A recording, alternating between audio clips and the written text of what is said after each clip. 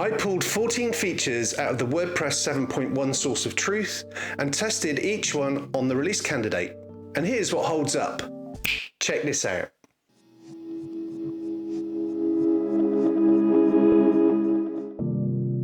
Responsive styles are block editor styling controls for typography, spacing, and color that let you set desktop, tablet, and mobile values without writing a single media query.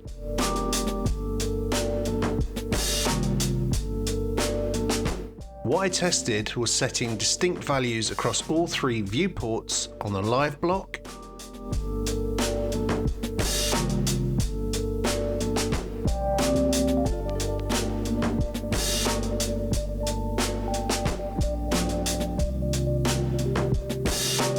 then checking the front end at each breakpoint.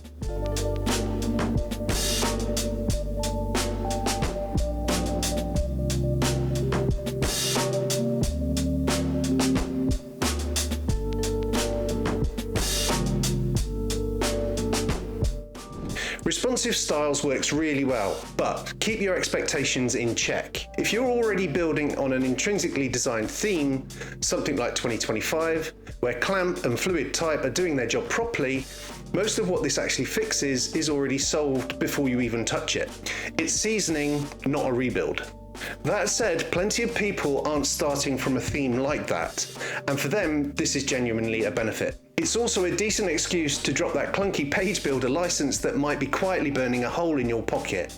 And sticking to core keeps your site future-proofed in the long run.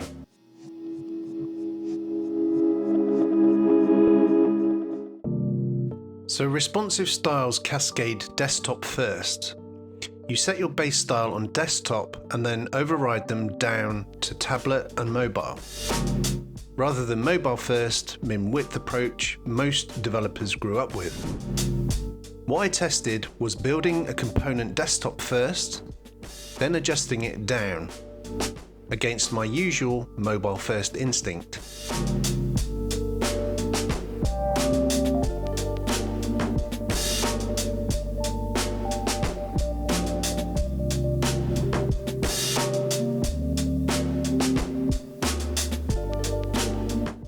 I'm mixed on the desktop first methodology, and only because it's a mental switch. If you've spent years thinking about mobile first, this feels a bit backwards at first. That's not really a flaw though, it's just thinking in reverse. Once you used it, it's fine.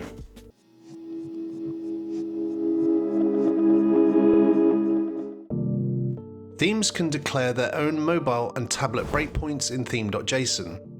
So the editor's viewport switcher lines up with your actual design system instead of the WordPress defaults.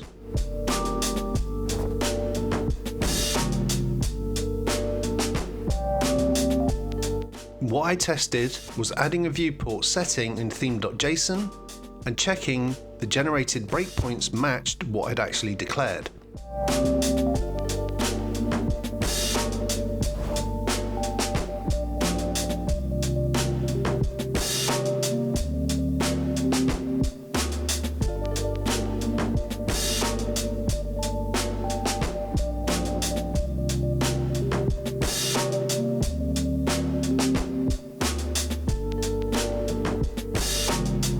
Breakpoints in theme.json, I really like this a lot. One thing worth flagging though is that if your theme doesn't declare its own breakpoints, the editor falls back to the core defaults, and those might actually not match the breakpoints that you've already set or baked into your custom CSS. That mismatch means that CSS and the editor can end up fighting against each other for specific widths. Add a viewport setting and it brings everything into line. Skip it and you're leaving a gap for bugs to hide in.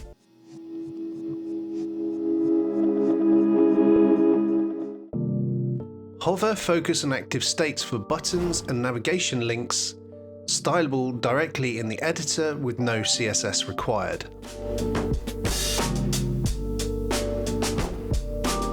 What I tested was setting the hover and focus state globally in the theme.json, then overriding one button individually.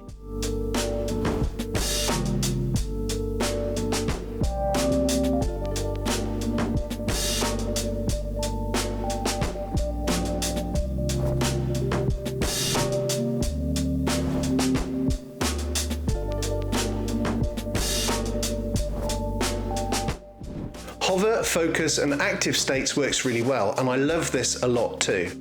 It's something that's been needed for a while. Sure, this could always be done with a handful of lines of CSS, but lowering the barrier to entry for everyday users gives them a proper control over any accessibility basics that they might otherwise skip over entirely. One of the best additions in this release, in my opinion.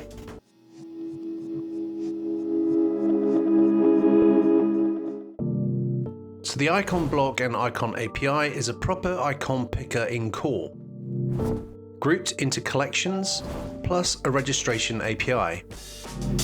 WP register icon collection, WP register icon, WP get icon for adding your own icon sets. What I tested was registering a custom collection and checking it grouped correctly in the picker alongside the built-in set.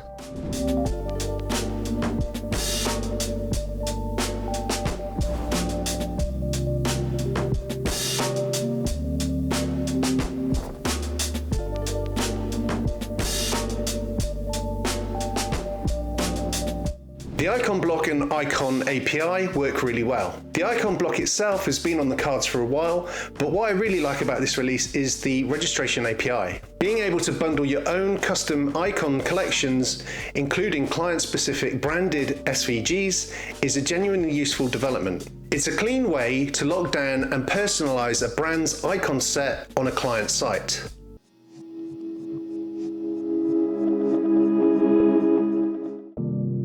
We now have a new tabs block, which follows the W3C best practices for keyboard behavior and markup, with styling controls that follow your theme.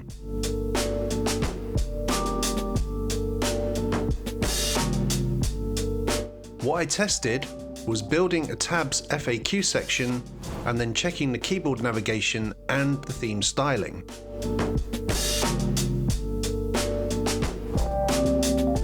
The tabs block works really well, and I love this one too. Tabs are something you reach for constantly on most websites, whether that's for product data, FAQs, or technical specifications. Something like 90% of sites require or need a tab functionality somewhere. And the fact that it's accessible out of the box is a bonus, and you get a decent amount of on-the-fly styling to match your theme.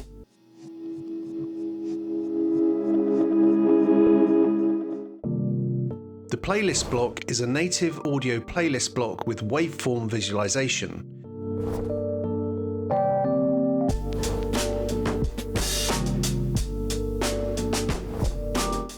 Track artwork, artist and duration metadata,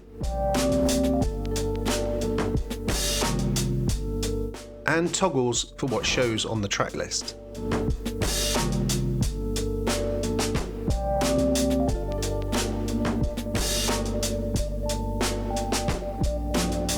What I tested was building a playlist with a handful of tracks and checked the waveform.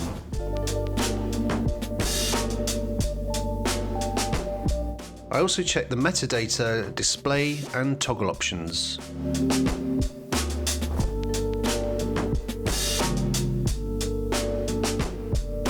The playlist block works really well, and it's quietly one of the more interesting additions in this release, even if it's not something every user is going to reach for. Now, the obvious use case is podcasters, but think wider. Music producers, sample pack creators, session musicians, bands putting up demos, voice artists with showreels, or sound designers. It brings audio ownership back to core rather than reaching for a plugin or a third-party embed. And the styling options for the waveform, background, and track metadata are genuinely useful.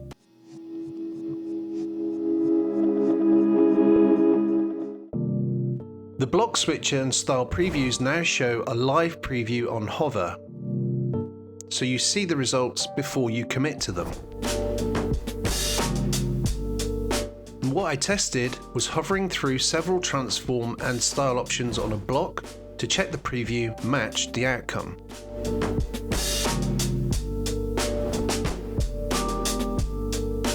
Block transform switcher previews one of those improvements you might just miss. It's a small feature, but it's genuinely going to save you a bit of time. No more converting a block, deciding it's wrong, and then undoing your way back to where you started.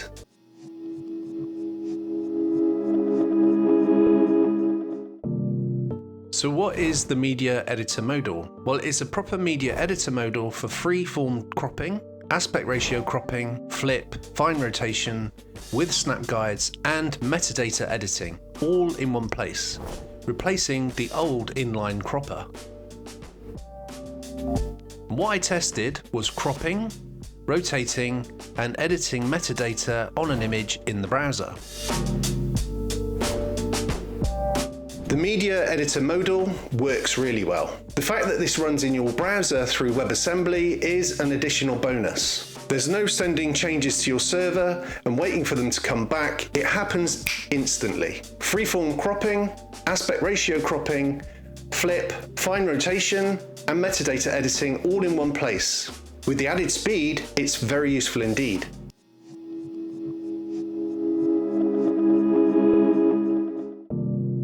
Gradient Backgrounds has now been rolled out to an array of blocks. You can now layer a gradient over a background image, the same capability that the cover block has already.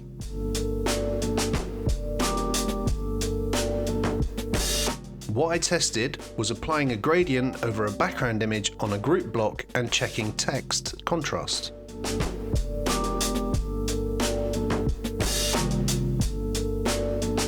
Gradient backgrounds, another subtle one that's going to genuinely give you flexibility.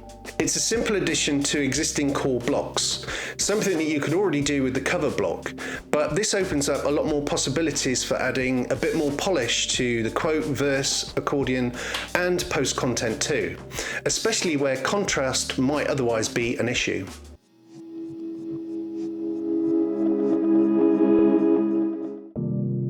A mark as decorative checkbox on an image block that renders roll none, so screen readers can skip it entirely. What I tested was marking a purely decorative image and checked it was correctly skipped with a screen reader.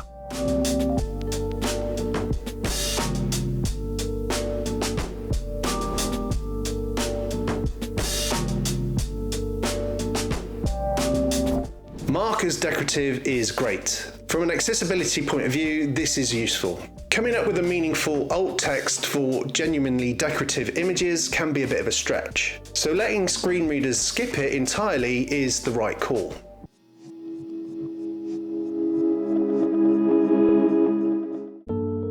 The query block now excludes the current post.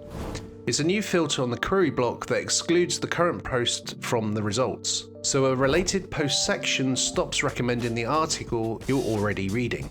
So what I tested was adding the exclude filter to a related post query and checking the current post dropped out of the list. The query block improvement to exclude the custom post is a simple fix that does exactly what it says.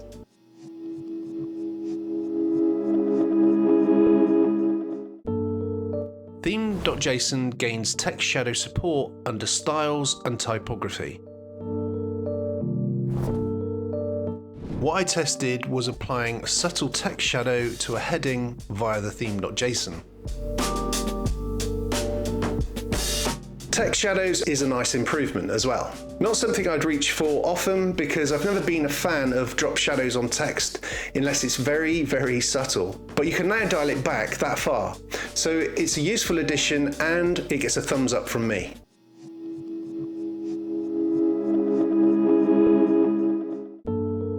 The admin bar now shows in the block editor by default, and the site editor gets a proper back button instead of the old site icon that doubled up as an unmarked button. So what I tested was navigating in and out of the site editor using the new back button and checked that the admin bar stayed visible in the post editor.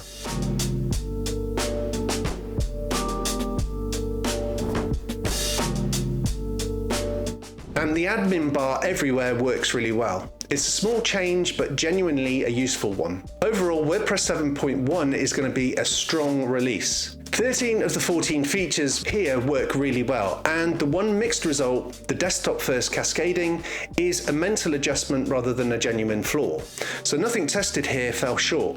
The standout winners for me are the hover focus on active state controls and the tabs block, both of which lower the barrier for people who'd otherwise skip accessibility basics or reach for a plugin. Responsive styles are useful too, although don't expect it to transform the way that you already build if you've got a properly intrinsically designed theme. This release is for anybody building on call who wants a reason to leave the page builder behind, and for site owners who care about accessibility without wanting to write CSS to get it.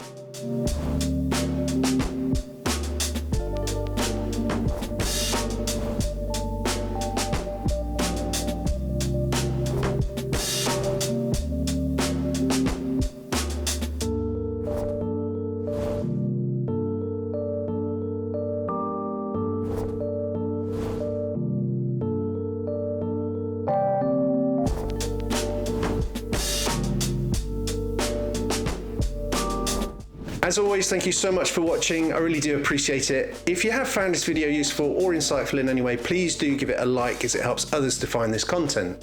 And if you haven't subscribed yet, hit that subscribe button for more content like this. And it's this part of the video where I need to point to this video if you want to see something interesting, and I pull my silly face. But yeah, go and check out that video right there. I'll see you in the next one.